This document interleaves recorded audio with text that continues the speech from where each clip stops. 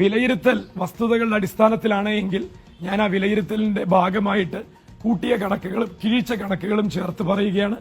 60,000-നും 62,000-നും ഇടയ്ക്കുള്ള വോട്ടുകൾ ഇടതുപക്ഷത്തിന് അനുകൂലമായി ഓരോരുത്തരായി ചെയ്തിട്ടുള്ള ഇലക്ഷനാണ് ഈ ഇലക്ഷൻ.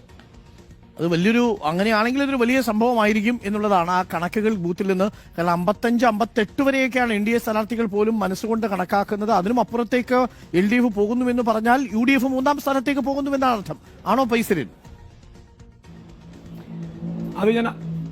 അതാണ് ഞാൻ ആദ്യം തൊട്ടേ പറയുന്നത്. UDF 3ാം സ്ഥാനത്തേക്ക് പോകും എന്നുള്ളതിനെ അങ്ങനെയല്ല ഞാൻ അവതരിപ്പിക്കുന്നത്. UDFന്റെ രാഷ്ട്രീയ അടിത്തറ പാലക്കാട് എത്രത്തോളം തകർന്ന് തരിപ്പണമായി എന്നുള്ളതിന്റെ നേർചിത്രം നൽകുന്ന ഒരു റിസൾട്ടായിരിക്കും. അത് 3ാമതാവുക എന്നുള്ളത് മാത്രമല്ല, ബഹുദൂരം പിന്നിലായി പോയി. കണക്കുകൾ നിരത്തി ബൂത്തുകളിൽ നിന്നുള്ള കണക്കുകൾ വരെ ഏറ്റെടുത്ത് അതൊക്കെ കണക്കുകൂട്ടി പാലക്കാട്ട് ഉപതെരഞ്ഞെടുപ്പിന്റെ റിസൾട്ട് വരുന്ന അന്ന് രാവിലെ സരിൻ പറഞ്ഞ വാക്കുകളാണ് നിങ്ങൾ കേട്ടത്. ഇപ്പോ ആ കണക്ക് കൂട്ടൽ വീണ്ടും വളരെ ചർച്ചയാവുകയാണ്. എന്താ കാര്യമെന്ന് പറയുന്നത്, ഒരു നിയമസഭാ തെരഞ്ഞെടുപ്പ് പടിവാതിൽക്കൽ എത്തി നിൽക്കുകയാണ്. അങ്ങനെ ഒരു തെരഞ്ഞെടുപ്പിനെ അഭിമുഖീകരിക്കാൻ പോകുമ്പോൾ സരിൻ്റെ ഈ കണക്കുകൾ വീണ്ടും ചർച്ച ചെയ്യപ്പെടുന്നു. എന്താ കാര്യം? സരിൻ ഇപ്പോൾ കണക്ക് കൂട്ടി പാലക്കാട്ട് ഷാഫി പറമ്പിൽ വടകരയിലേക്ക് വണ്ടി കയറിയ അന്ന് മുതൽ സരിൻ കണക്ക് കൂട്ടാൻ തുടങ്ങിയതാണ്. അന്ന് കണക്ക് കൂട്ടിയത് എന്താണ്? ഷാഫി പറമ്പിൽ വിജയിക്കുകയാണെങ്കിൽ, വടകരയിൽ വിജയിക്കുകയാണെങ്കിൽ അവിടെ പാലക്കാട് ഒരു ഉപതെരഞ്ഞെടുപ്പ് വരും. ആ ഉപതെരഞ്ഞെടുപ്പിൽ തനിക്ക് മത്സരിക്കാൻ പറ്റും. അങ്ങനെ ആ ഉപതെരഞ്ഞെടുപ്പിൽ തനിക്ക് മത്സരിക്കാൻ പറ്റും, വിജയിക്കാൻ കഴിയും. വിജയിച്ചു കഴിഞ്ഞ് താൻ കേരളത്തിൽ ഒരു MLA ആയി MLA ബോർഡ് വെച്ച വാഹനത്തിൽ താൻ സഞ്ചരിക്കും. പാലക്കാട് താൻ ഒരു MLA ഓഫീസ് തുറക്കും. ആ MLA ഓഫീസ് പാലക്കാട് നിയോജക മണ്ഡലത്തിൻ്റെ MLA P. സരിൻ്റെ ഓഫീസ് എന്നുള്ള രീതിയിൽ ഒരു ബോർഡ് വെക്കും. ഇങ്ങനെ പല കണക്കുകൂട്ടലുകളും സരിൻ കണക്കുകൂട്ടി. അങ്ങനെ ആ കണക്കുകൂട്ടലൊക്കെ കണക്കുകൂട്ടി നിൽക്കുമ്പോഴാണ് വടകര പാർലമെന്റ് തെരഞ്ഞെടുപ്പ് കഴിയുന്നു, റിസൾട്ട് വരുന്നു. വടകരയിൽ നിന്ന് ഷാഫി പറമ്പിൽ 1,14,506 വോട്ടിന് വിജയിച്ചു കയറുന്നു. സരിന് വലിയ സന്തോഷമായി. സരിൻ വീണ്ടും മനക്കോട്ടകൾ നെയ്തെടുക്കാൻ തുടങ്ങി. അങ്ങനെ മനക്കോട്ടകൾ നെയ്ത് ഉപതെരഞ്ഞെടുപ്പിൻ്റെ നോട്ടിഫിക്കേഷൻ വരാൻ സരിൻ വെയിറ്റ് ചെയ്തു. അങ്ങനെ നോട്ടിഫിക്കേഷൻ വന്നപ്പോൾ എന്തായി? സരിൻ പ്രതീക്ഷിച്ചു തന്നെ സ്ഥാനാർത്ഥിയാക്കുമെന്ന്. പക്ഷേ സ്ഥാനാർത്ഥി പ്രഖ്യാപനം വന്നപ്പോൾ അവിടെ രാഹുൽ മാങ്കൂട്ടത്തിൽ പാലക്കാട്ടെ സ്ഥാനാർത്ഥിയായി എന്ന് മാത്രമല്ല, രാഹുൽ വന്നു, പാലക്കാട് വന്നു. വലിയ ആരവങ്ങളും കുട്ടിഘോഷിച്ചുള്ള പ്രചരണങ്ങളും ഒക്കെ അഴിച്ചുവിട്ടു. ആ സ്ഥാനാർത്ഥിയായി വന്നപ്പോൾ സരിൻ ഇത്രയും ദിവസം മനക്കോട്ട നെയ്തതും കണക്ക് കൂട്ടിയതും സ്വപ്നം കണ്ടതുമൊക്കെ തകർന്നു. സരിൻ ഒരു നിലപാടെടുത്തു. എന്താ നിലപാട്? മറുകണ്ഠം ചാടി സരിൻ.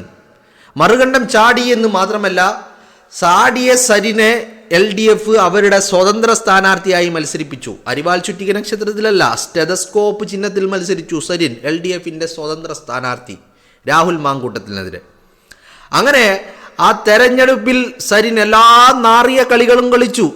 ഒരു നീലപ്പെട്ടി ഉണ്ടാക്കി, അതിൽ പണമുണ്ടെന്നുണ്ടാക്കി, റെയ്ഡ് ഉണ്ടാക്കി.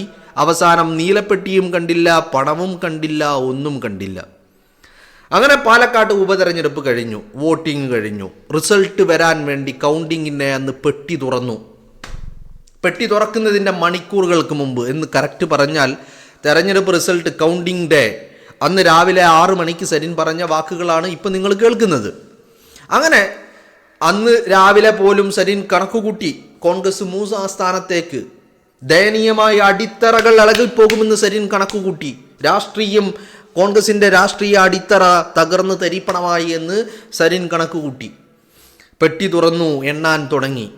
1ാം ഘട്ടവും 2ാം ഘട്ടവും 3ാം ഘട്ടവും ഒക്കെ കഴിഞ്ഞ് വന്നു. അവസാനം കൗണ്ടിങ് കംപ്ലീറ്റ്. റിസൾട്ട് വന്നു. രാഹുൽ മാങ്കൂട്ടത്തിൽ 18,000-ലേറെ വരുന്ന ഭൂരിപക്ഷത്തിന് പാലക്കാട് വിജയിച്ചു കയറി, അല്ലേ?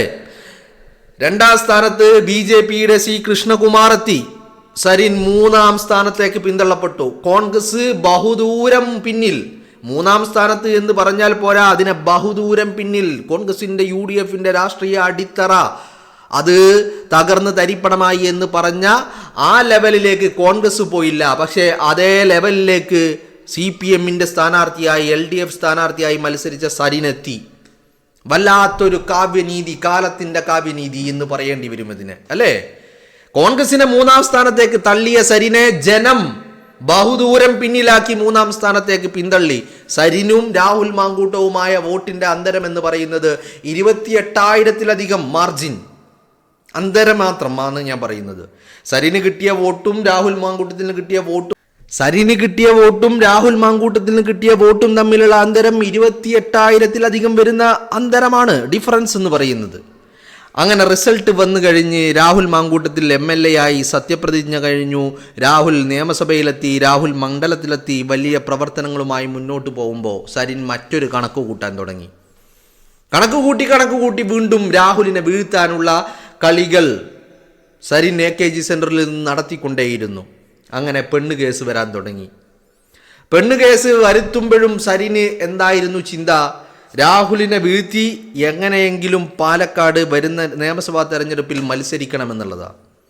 അങ്ങനെ പെടുന്നനെയാണ് തദ്ദേശ തെരഞ്ഞെടുപ്പ് വരുന്നത്, തദ്ദേശ തെരഞ്ഞെടുപ്പിൻ്റെ ഫലവും വരുന്നത്. രാഹുലിനെ വീഴ്ത്താൻ സരിന് കഴിഞ്ഞു എന്ന് പറഞ്ഞാൽ വിവാദങ്ങളും പുകമറങ്ങളും ആരോപണങ്ങളും പരാതികളും ഉണ്ടാക്കി ഒരു വലിയ എന്തോ ഒരു കാര്യം സാധിച്ചു എന്ന് സരിൻ ഇങ്ങനെ കരുതിയിരിക്കുമ്പോഴാണ് തദ്ദേശ തെരഞ്ഞെടുപ്പ് വരുന്നതും. ആ തദ്ദേശ തെരഞ്ഞെടുപ്പിലും സരിൻ കണക്കുകൂട്ടി. തദ്ദേശ തെരഞ്ഞെടുപ്പിൻ്റെ റിസൾട്ട് വരുന്നതിൻ്റെ തലേന്ന്, അതായത് ഡിസംബർ 12 സരിൻ കുറിച്ചു, നാളത്തെ സൂര്യോദയം അത് ചുവപ്പിൻ്റെ സൂര്യോദയമാണ്, നമ്മൾ നേടുമെന്ന്. റിസൾട്ട് വന്നു. വൈകുന്നേരമായപ്പോൾ, ഡിസംബർ 13 വൈകുന്നേരമായപ്പോൾ CPMഉം LDFും തകർന്നടിഞ്ഞു. ജനം കാർക്കിച്ചു തുപ്പി അവരുടെ മുഖത്ത്. സരിൻ്റെ കണക്കുകൂട്ടലുകൾ വീണ്ടും പിഴച്ചു. അപ്പൊ സരിൻ അടുത്ത സ്റ്റെപ്പിലേക്ക്. അതുവരെ പാലക്കാട് മത്സരിക്കണമെന്ന് ആഗ്രഹിച്ചിരുന്ന സരിൻ കളം മാറ്റി ചവിട്ടാൻ തീരുമാനിക്കുന്നു. എന്താണ്? ഷൊർണൂറോ ഒറ്റപ്പാലമോ വേണം എന്ന് പറഞ്ഞാൽ CPMന്റെ സിറ്റിംഗ് സീറ്റ്, ഇതുവരെ കഴിഞ്ഞ തെരഞ്ഞെടുപ്പിൽ CPMന്റെ സ്ഥാനാർത്ഥികൾ വിജയിച്ച സിറ്റിംഗ് സീറ്റുകൾ വേണം, വിജയം ഉറപ്പുള്ള സീറ്റ് വേണം എന്ന് സരിൻ മനക്കോട്ട കെട്ടി അത് ആവശ്യപ്പെട്ടു പാർട്ടിയോട്. അത് ആവശ്യപ്പെട്ട് ഇങ്ങനെ നിൽക്കുമ്പോഴാണ്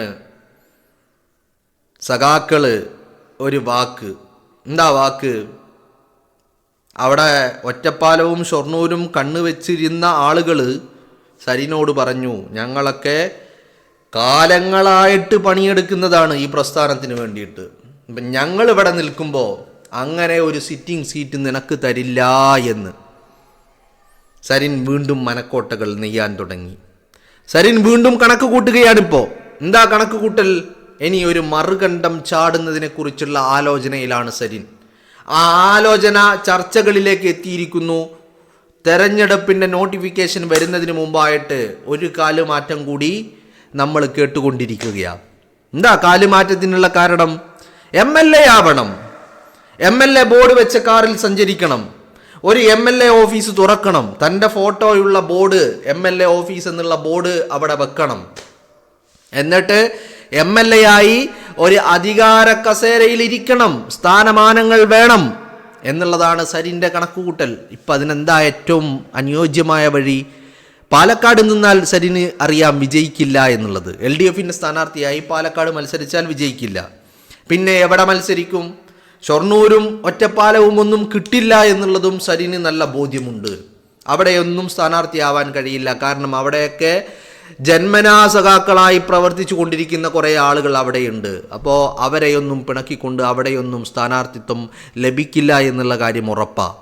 സരിൻ വീണ്ടും മനക്കോട്ട കെട്ടുകയാണ്, കാലുമാറുകയാണ്, ചർച്ചകൾ നടത്തുകയാണ്. എങ്ങോട്ടാണ് പോക്ക്? BJP പാളയത്തിലേക്കാണ്. കാരണം സിവിൽ സർവീസ് ഉപേക്ഷിച്ച് വന്ന തന്നെ അധികാരത്തിനും കസേരക്കും സ്ഥാനമാനങ്ങൾക്കുമാണ്. ഇത്രയും വർഷമായിട്ട് അത് ലഭിക്കുന്നില്ല. കോൺഗ്രസിൽ നിന്ന് മത്സരിച്ചു, പരാജയപ്പെട്ടു. LDFന്റെ കൂടെ നിന്ന് മത്സരിച്ചു, പരാജയപ്പെട്ടു. ഇനിയും LDFന്റെ ഭാഗമായി പാലക്കാട് മത്സരിച്ചാൽ വീണ്ടും പരാജയപ്പെടുമെന്നുള്ളത് ഉറപ്പുള്ളത് കൊണ്ട് ഒറ്റപ്പാലവും ഷൊർണൂരും ചോദിച്ചു നോക്കി. അതാണെങ്കിൽ ലഭിക്കുന്ന മട്ടുമില്ല. എന്താ പോംവഴി? പാലക്കാട്ട് ഇനി സാധ്യതയുള്ളത് BJPയുടെ സ്ഥാനാർത്ഥിയാവാ. അങ്ങനെ ഒരു പരീക്ഷണം കൂടി ബാക്കിയുണ്ട്. ആ പരീക്ഷണം നടത്താനാണ് സരിൻ ഇപ്പോൾ തീരുമാനിച്ചിരിക്കുന്നത്. പാലക്കാട് 2026 നിയമസഭാ തെരഞ്ഞെടുപ്പിൽ BJP സ്ഥാനാർത്ഥിയാവാനുള്ള ശ്രമങ്ങൾ സരിൻ തുടങ്ങിക്കഴിഞ്ഞു എന്നുള്ളതാണ്. പക്ഷെ അവിടെയും സരിന് തിരിച്ചടിയാവുന്നത് BJP നടത്തുന്ന പല കളികളും സരിന് വെല്ലുവിളിയാവുകയാണ്. BJPക്ക് സരിനോട് താല്പര്യമില്ല, പക്ഷെ സരിന് MLA ആവണം. അതിന് മറുകണ്ഠം ചാടിയിട്ടൊരു സ്ഥാനാർത്ഥി പാലക്കാട് ഉപതെരഞ്ഞെടുപ്പിൽ മറുകണ്ഠം ചാടിയപ്പോൾ CPM സ്ഥാനാർത്ഥിയാക്കിയതുപോലെ ഈ നിയമസഭാ തെരഞ്ഞെടുപ്പിൽ ഒരു മറുകണ്ഠം ചാടലിലൂടെ ഒരു BJP സ്ഥാനാർത്ഥിയാവാനുള്ള ശ്രമങ്ങളാണ് സരിൻ ഇപ്പോൾ നടത്തിക്കൊണ്ടിരിക്കുന്നത്. അവിടെയും സരിന് വെല്ലുവിളികളാണ്. കാരണം സരിൻ ആഗ്രഹിക്കുന്നത് BJP സ്ഥാനാർത്ഥിയാവുകയാണെങ്കിൽ അത് പാലക്കാട് നിയോജക മണ്ഡലത്തിൽ തന്നെ വേണം. അതല്ലാതെ പാലക്കാട് ജില്ലയിൽ നിന്നുള്ള മറ്റു ഒരു മണ്ഡലത്തിലും അങ്ങനെ BJP സ്ഥാനാർത്ഥിയായിട്ട് കാര്യമില്ല. സ്ഥാനാർത്ഥിയാവുകയാണെങ്കിൽ BJP സ്ഥാനാർത്ഥിയാവുകയാണെങ്കിൽ പാലക്കാട് നിയോജക മണ്ഡലം തന്നെ വേണം. അതിനുള്ള കളികൾ സരിൻ ശ്രമങ്ങൾ നടത്തുന്നുണ്ട്. പക്ഷേ BJP ആണെങ്കിൽ അവിടെയും ഒരു പടി കൂടി കടന്ന് കോൺഗ്രസിന് പുറത്തു നിൽക്കുന്ന രാഹുലിനെ ക്യാമ്പിലേക്ക് എത്തിക്കുവാനുള്ള ശ്രമങ്ങളാണ് BJP നടത്തിക്കൊണ്ടിരിക്കുന്നത്. അപ്പോൾ വീണ്ടും സരിന് തിരിച്ചടികളാണ്. പക്ഷേ സരിൻ കണക്ക് കൂട്ടുന്നുണ്ട്, സ്ഥാനാർത്ഥിയാവാനുള്ള ശ്രമങ്ങൾ നടത്തുന്നുണ്ട്. ഇനി BJP സ്ഥാനാർത്ഥിയാവുകയാണെങ്കിൽ പാലക്കാട് വേണം, അതല്ലെങ്കിൽ പാലക്കാട് ജില്ലയിലെ മറ്റു മണ്ഡലങ്ങൾ വേണ്ട.